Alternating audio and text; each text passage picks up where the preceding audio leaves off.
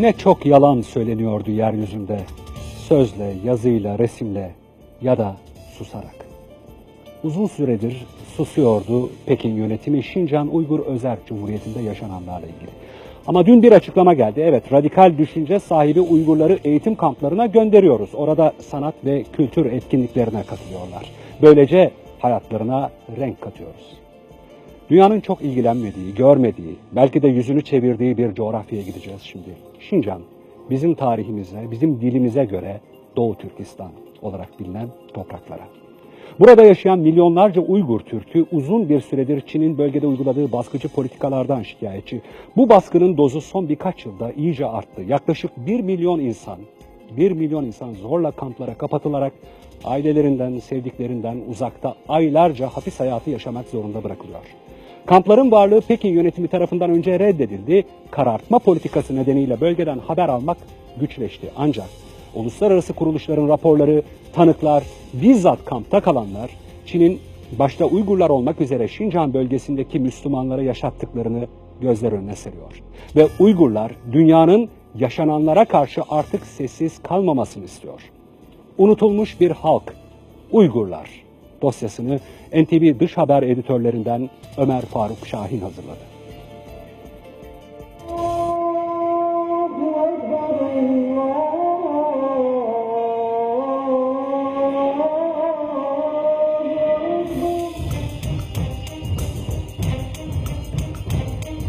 İnnel insane li rabbihi lekenûd.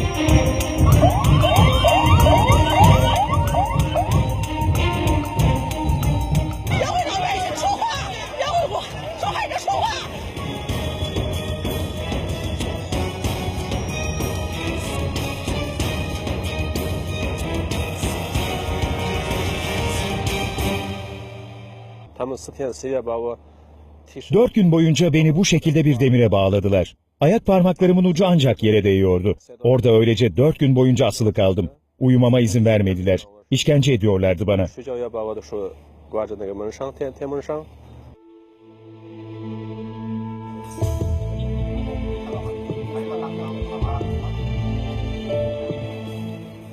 Ömür Bekali, Çin'in Şincan Uygur Özerk Bölgesi'ndeki yeniden eğitim kampında 7 ay kalan bir Uygurlu Müslüman. Bölgede bulunan 1200'e yakın kampta 1 milyondan fazla Uygurluğunun kaldığı sanılıyor. Sanılıyor çünkü kamplarla ilgili sağlıklı bilgi alabilmek mümkün değil. Tam bir kapalı kutu.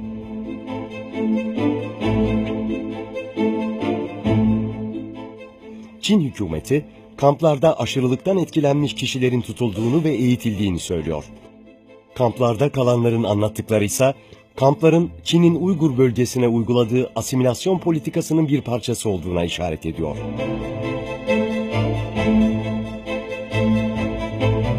İçeride eğitimden çok baskı ve işkence söz konusu. Benden ulusal güvenliğe tehdit oluşturduğumu itiraf etmemi istediler. Ayrıca terör eylemleri organize ettiğimi, teröristlere bilgi verdiğimi ve teröre teşvik ettiğimi itiraf etmemi istediler.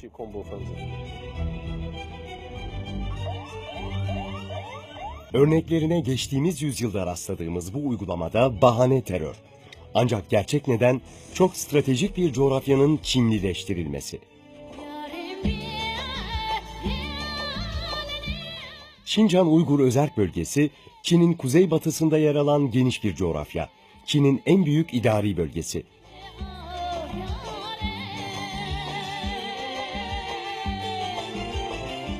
Bölgede yaklaşık 22 milyon kişi yaşıyor.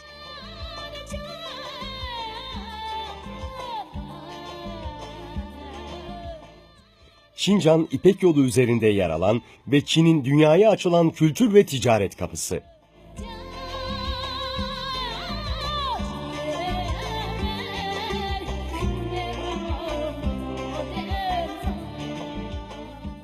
Zengin kömür yatakları, doğalgaz ve petrol rezervleri ise bölgeyi Çin için vazgeçilmez kılıyor. 1949'da Çin Halk Kurtuluş Ordusu'nun Şincan'a girmesiyle bölgenin demografik yapısı da Çinlilere tanınan göç teşvikleriyle değiştirilmeye başlandı. 1953 sayımında bölgenin %75'i Uygurlu ve %6'sı Han Çinlisi iken bu rakam 2010 yılına gelindiğinde Uygurlar %45, Han Çinlileri ise %40 şeklinde değişti. 57 yılda gelinen nokta çarpıcı. Çinlilerin Doğu Türkistan'a göç etmesi, yani bu bölgeye yerleşmesidir. Bu bir siyaset ile yapılmıştır. Yani bölgenin demografik dengeni bozdu. Yani Çinlilerin nüfusunun çoğalmasıyla birlikte Uygur nüfusu düşmüş gibi oluyor yani.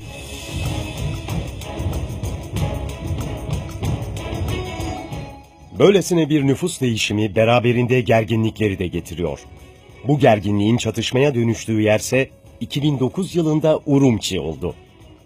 Han Çinlileri ile Uygur Türkleri arasında yaşanan çatışmalarda çoğunluğu Uygur Türk'ü yaklaşık 200 kişi hayatını kaybetti. Olayların ardındansa sıkı güvenlik önlemleri geldi.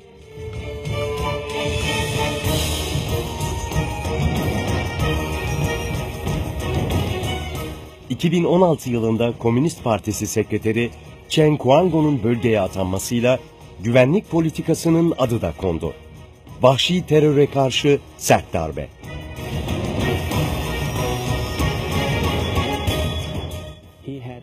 Chen Kongo geldikten sonra Uygur halkına baskıcı önlemler uygulamaya başladı.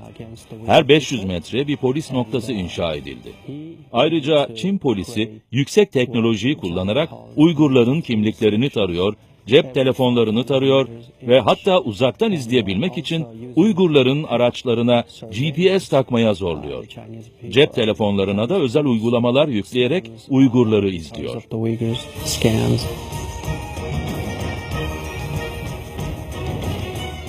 Ешқандай көрмедім де, не bir dağısını естідім. Oğlumu en son 8 ay önce gördüm ve sesini duydum. Dahası 13 yaşındaki kızımı bile kampa götürdüler. Şehirde o kadar sık kimlik kontrolü yapılıyor ki kimliğinizi cebinize koymaya fırsat bulamıyorsunuz. Tüm gün boyunca gözetim altında yaşıyoruz. Nasıl bir hayat bu? Kamplar Birleşmiş Milletler, Uluslararası Af Örgütü, İnsan Hakları İzleme Örgütü gibi pek çok uluslararası kuruluşun radarında. Uluslararası Af Örgütü'nün yakın zamanda yayınladığı rapora göre kamplarda toplu gözaltı, izinsiz gözetim, siyasi telkin ve zorunlu kültürel asimilasyon politikalarının uygulandığına dikkat çekiliyor. Tüm bu raporlar uluslararası kamuoyunu harekete geçirebilmek için.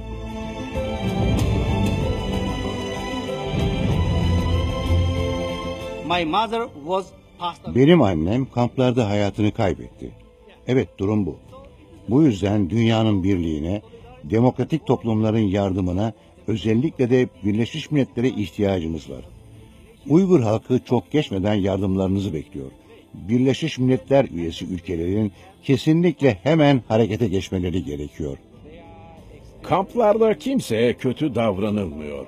Kamplardakilere daha iyi iş bulabilsinler, geleceğe daha iyi hazırlansınlar diye profesyonel eğitim veriliyor. Ayrıca Çin yasaları hakkında temel bilgiler öğretiliyor. Kampta bize ulusal marşı öğrettiler. Mao Zedong'u yücelten şarkılar söylettiler. Çin Devlet Başkanı Xi Jinping ve Çin tarihini yücelten şarkılar söylettiler. Müslüman ulusları yok etmek istiyorlar. Müslümanların yazısını, kıyafetini, her şeyini. Tek tip bir ulus yaratmayı planlıyorlar. Onlara göre herkes Çinli olmak zorunda. Bir yanda 1000'den fazla kamp, kentleri açık hava cezaevine çeviren güvenlik önlemleri, çocuklarından haber bekleyen binlerce anne baba, seslerini dünyaya duyurmaya çalışan milyonlarca Uygurlu. Diğer yanda asimilasyon politikalarına devam eden Çin ve sessiz bir dünya.